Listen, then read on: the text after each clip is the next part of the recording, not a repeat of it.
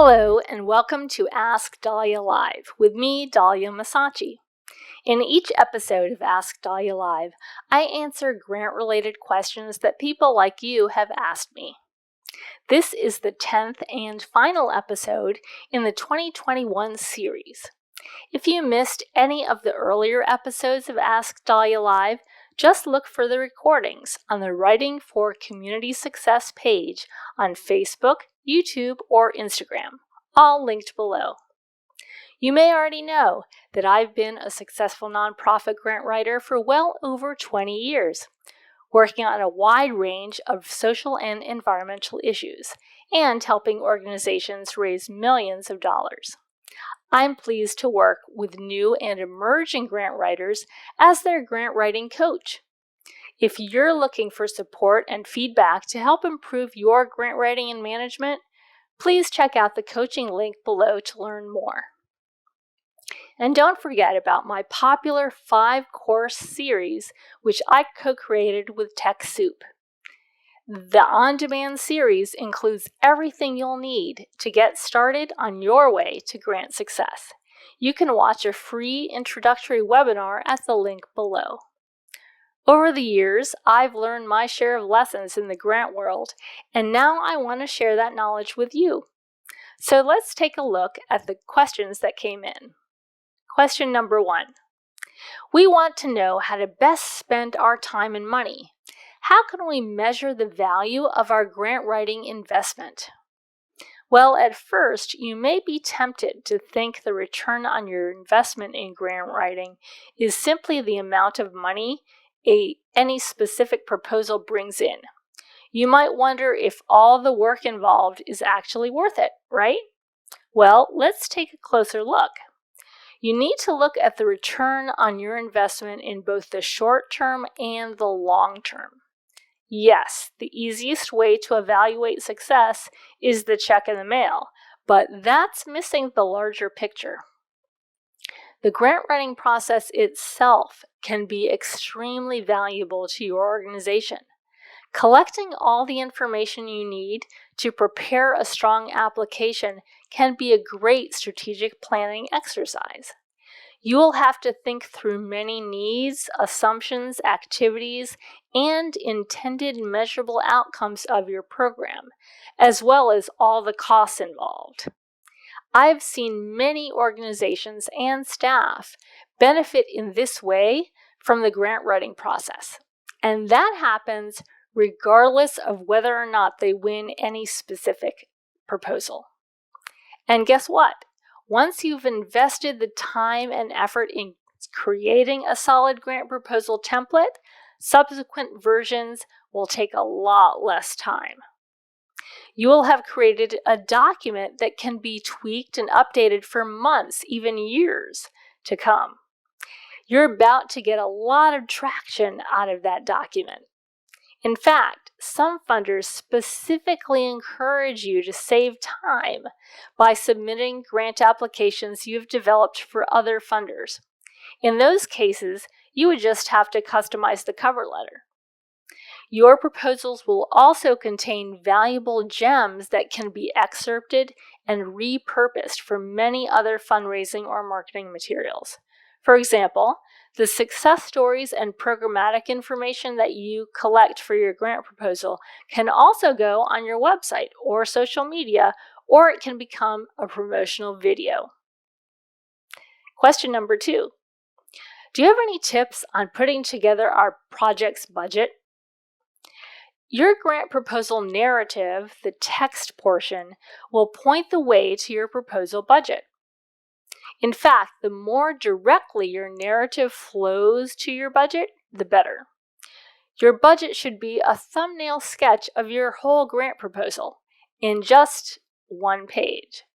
You should know that some funders actually read through your budget before slogging through your proposal's full narrative. So your budget should encourage them to want to know more and potentially get on board. Now, listing out your program's expenses should be fairly easy once you've nailed down exactly what your proposed program looks like. At that point, you know what items you need. You just have to figure out, or at least estimate, what each item will cost. If you have never actually tallied up all of the expenses involved in your program, this process may uncover costs that you had simply glossed over before. A full list may prove to be quite an eye-opener. And don't forget to include the expected revenue side of a program's budget. Grant makers want to know what other support is already lined up, or at least your other pending or planned proposals. Think about how you can show that your proposed work has several sources of revenue and is sustainable beyond the specific grant you are requesting. For example, can you list other grant makers, individual donors, special events, or in-kind donations? As a good grant writer, your focus needs to be on making sure that all of the numbers are reasonably accurate from a funder's point of view. Okay, question number 3. My grant proposals keep getting declined. Any advice? Well, there are so many reasons that proposals can be declined. While we do our best to create the most compelling grant proposal packages that we can, sometimes things happen at funding institutions that we can't control. In fact, we may not even be aware of those things. Funders consider many factors, and I have to say that the quality of your proposal is only one of them. A few of their considerations might be, number 1, your organization's reputation or position in the community. Or number 2, the funder's own shifting priorities or staff internally. Or number 3, unexpected fund limitations. Or number 4, their perception that your proposal's emphasis is just not quite a good match for them right now. Sometimes the sheer amount of competition simply crowds out your otherwise fundable proposal. You should always try to ask the funder for feedback.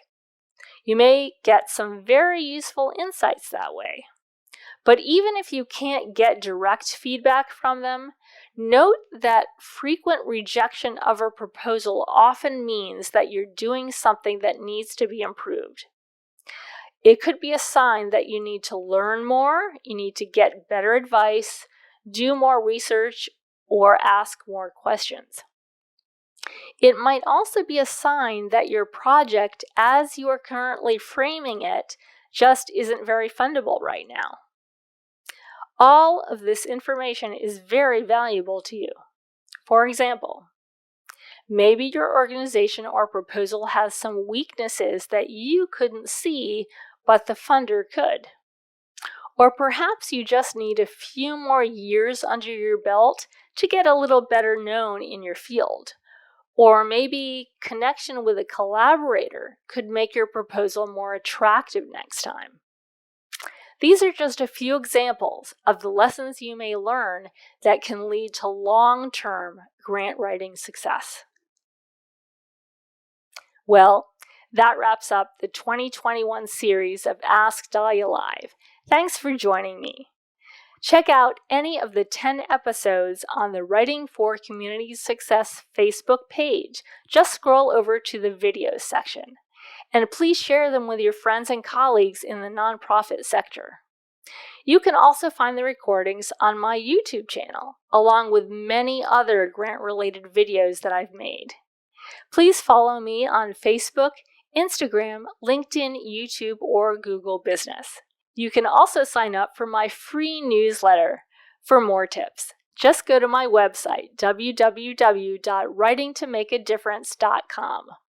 Here's to your grant success.